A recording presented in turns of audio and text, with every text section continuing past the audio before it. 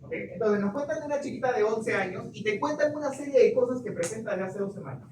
Tiene astenia, tiene palidez, tiene epistaxis, tiene equimosis, tiene petequias y tiene adenomegalias generalizadas y hepatosplenomegalia. Astenia, debilidad generalizada, palidez, se sobreentiende, epistaxis, sangrado nasal, equimosis, moretones espontáneos, petequias, lesiones puntuales rojizas en la piel que se desencadenan por ruptura de pequeños capilares de la piel. Se rompe el capilar, escapa un poquito de sangre y pinta la piel en un puntito rojo. ¿Okay? Adenomegalias generalizadas, aumento del tamaño de los ganglios linfáticos y hepatosplenomegalia, aumento del tamaño del hígado y del vaso. Entonces, solamente leyendo la historia tú ya tienes que tener cierta idea de por dónde va el caso. Si te digo astenia y palidez, debes de pensar automáticamente en anemia. ¿Okay? Si te digo epistaxis, equimosis y petequias, las tres son manifestaciones de sangrado, uno en la nariz y otro en la piel. Por lo tanto, debes de pensar en trombocitopenia, disminución de las plaquetas. ¿Okay? Que solamente con la historia tú ya deberías de pensar que el paciente al menos tiene visitopenia, al menos tiene anemia y tiene trombocitopenia. Los últimos dos los vamos a explicar al final. Entonces, ya con ese escenario, le tomas un hemograma. ¿Y qué encuentras? Anemia, neutropenia y trombocitopenia. O sea, efectivamente tiene pancitopenia. ¿Ok? Pero hay un detalle acá, que en la serie blanca tienen leucocitos volando. Tienen leucocitos en 45.000. Pero esos leucocitos, ¿qué son? 90% de blastos. O sea, tienen 40.500 blastos. El blasto sirve de algo, y quiero que se quiten la idea de la cabeza que el blasto es simplemente una célula inmadura. El blasto es inmaduro, es aberrante, es inservible, ¿ok? No sirve de nada, ¿ok? Yo a los chicos del siglo pasado les decía, el blasto es inmaduro y aberrante como tu ex, ¿ok? Aunque no lo crean, siempre se acordaban por eso, ¿ok? Entonces el blasto no sirve de nada, ¿ok? Así el blasto lo pongas en el medio que lo pongas, no va a producir ninguna célula viable, ¿ok? Es una célula aberrante, ¿listo? Sí, aquí debería ser inmaduro, aberrante, inservible, pero la IA puso adenante y insemible. No sé qué significa eso, pero bueno. Ok, entonces el blasto es inmaduro, aberrante e inservible. Entonces tú dices, oye, el paciente tiene blastos volando en la sangre. Lo siguiente que tendríamos que hacer es ir a la médula y ver cómo están los blastos en la médula, porque tú dices, oye, estos blastos tienen que estar saliendo de la casa de la producción de la sangre, que es la médula ósea.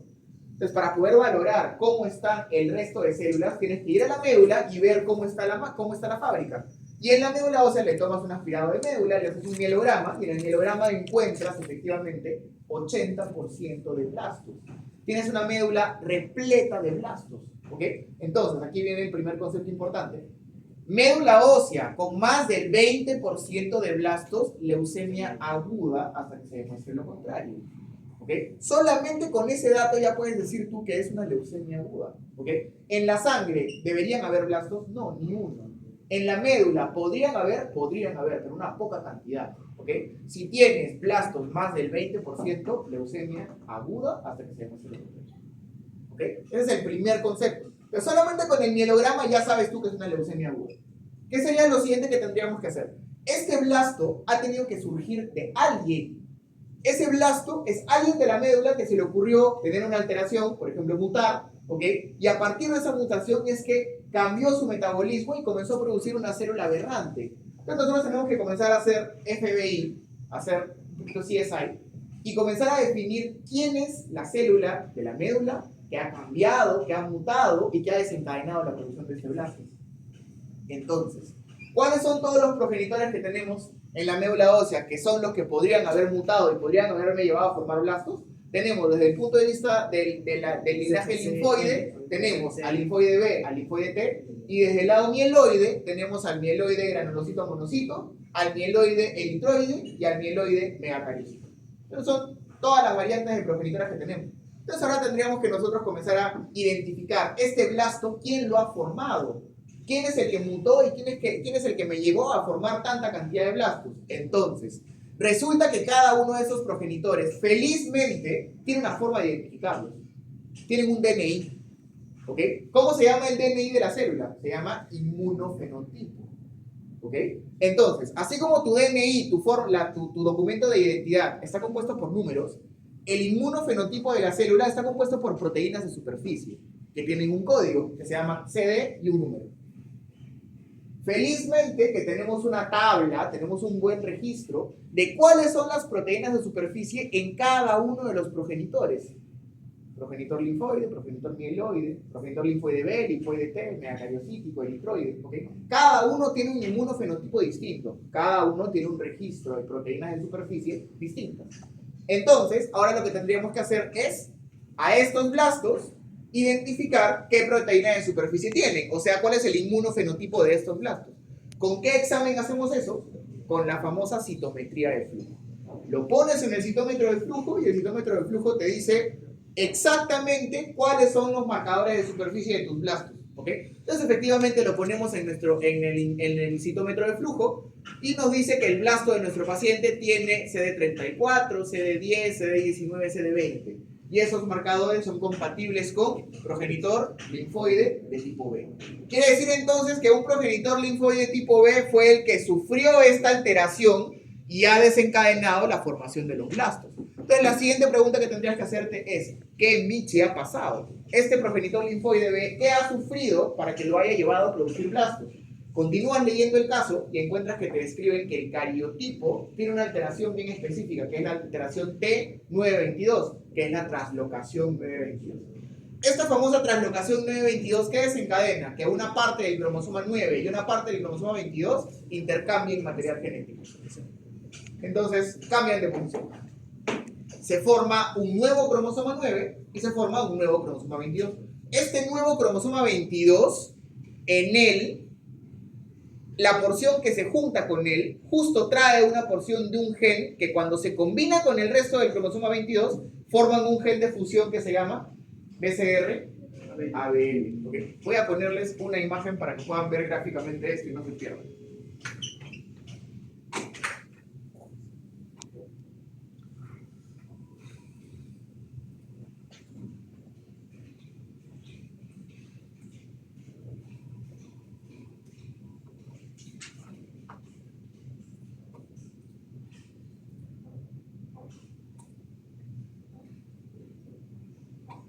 Ahí está.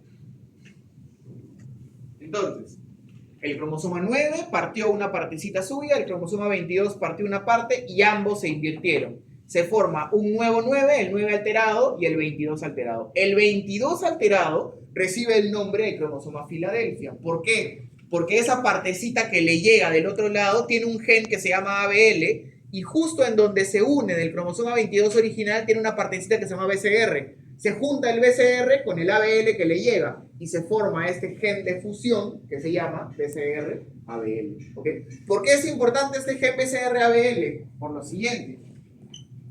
Porque resulta que este gen BCR-ABL está asociado, me produce una proteína que se llama tirosina quinasa. Y esta tirosina... Ya bueno. Este gen BCR-ABL me produce una proteína que se llama tirosina quinasa. Y esta tirosina quinasa está asociada a distintas vías de señalización intracelular responsables de aumentar la proliferación y de disminuir la apoptosis.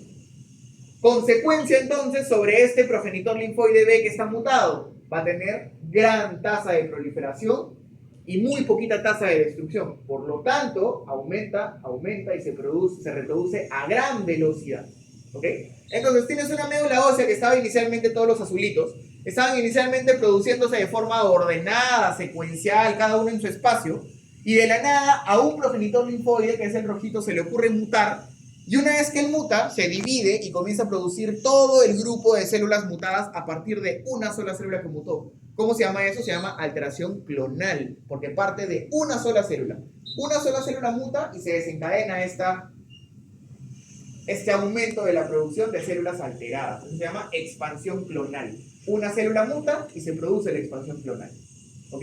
Listo. Entonces, ¿cuál es el problema de esta expansión clonal? Imagínense que ellos son progenitores eritroides, ellos son progenitores de serie blanca y ellos son...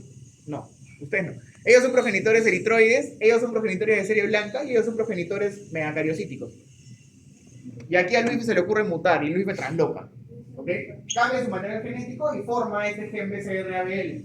Entonces Luis va a comenzar a multiplicarse de forma exagerada y va a comenzar a ocupar todo el espacio y a consumir todos los nutrientes. ¿Qué va a ocurrir con ellos y con ellos? se van a comenzar a desplazar hacia el extremo. ¿Podrán reproducirse? No. Como consecuencia, entonces, las células normales de la médula ósea no van a poder formarse. Como consecuencia, el paciente tiene pancitopenia. ¿Okay? Porque ninguno se puede reproducir. ¿Por qué? Porque el blasto ocupa todo el espacio y consume todos los nutrientes. ¿Ok? Entonces, esta maldita tirosina quinasa le brinda a esta célula que mutó, a esa clona que se forma, le brinda a la clona mutada una gran ventaja proliferativa frente al resto. ¿Ok? Y estos pueden proliferar de forma descontrolada. ¿Ok? Consecuencia, la médula ósea se llena de blastos. Consecuencia número 2, las células originales funcionales no se pueden formar, por lo tanto tengo pancitopenia. Consecuencia número 3, la médula ósea tiene tantas células que el espacio de la médula ósea comienza a comprimir los extremos, comprimir la periferia. ¿Quién está en la periferia? El periósteo. Y el periósteo tiene inervación sensitiva. Entonces, si la médula se llena de blastos, se comprime el periósteo y duele. Y por eso el paciente tiene dolor óseo intermitente. ¿Ok? ¿Qué más? Nada más.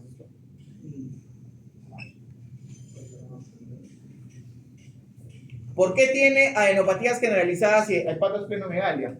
Porque tiene tantos blastos que salen a circular a la sangre que el glóbulo blanco usualmente tiene que ir a los ganglios a terminar su maduración.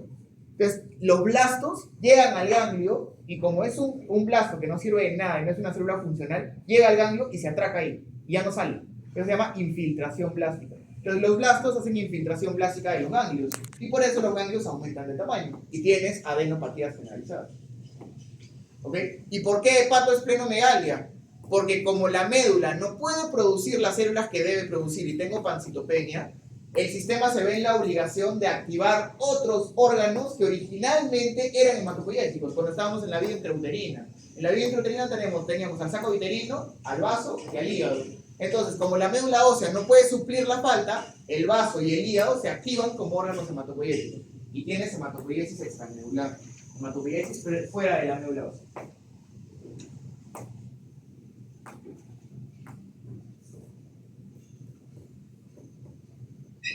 ¿Ok?